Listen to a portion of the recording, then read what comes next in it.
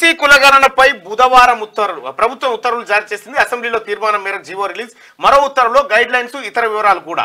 అయితే బీసీల కులగణన పైన రాష్ట్ర ప్రభుత్వం అసెంబ్లీలో తీర్మానం చేసింది, కేబినెట్లో తీర్మానం చేసింది, తాజాగా జీవో విడుదల చేసింది. అయితే ఇప్పుడు మరి పార్లమెంట్ ఎన్నికల తర్వాతే ఈ కార్యక్రమం ఉంటుంది. మళ్ళీ ఇక్కడ ఒక్క విషయం చెప్పాలి, దీనికి వాల్యూయే లేదు. ఇప్పుడు రేపు పార్లమెంటు సీట్లలో, లోకసభ సీట్లలో ఎంతమంది బీసీలకు టికెట్లు ఇస్తారు అనే దాన్ని బట్టే ఈ ప్రక్రియ యొక్క విశ్వసనీయత ఆధారపడుతుంది.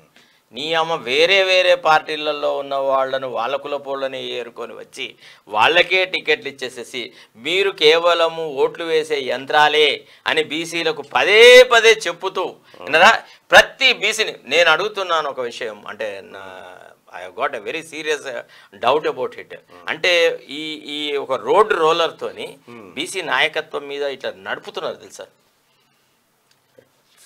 నేనైతే దీన్ని నమ్మట్లేదు. ఇది వట్టిగా ఓన్లీ కంటి తుడుపు చర్యనే.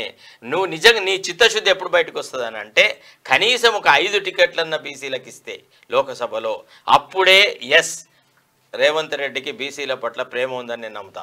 ఇది లేకపోతే రాహుల్ గాంధీ మీద ఉన్న భయంతో ఇచ్చిన జీవోనగానే నేను భావిస్తాను.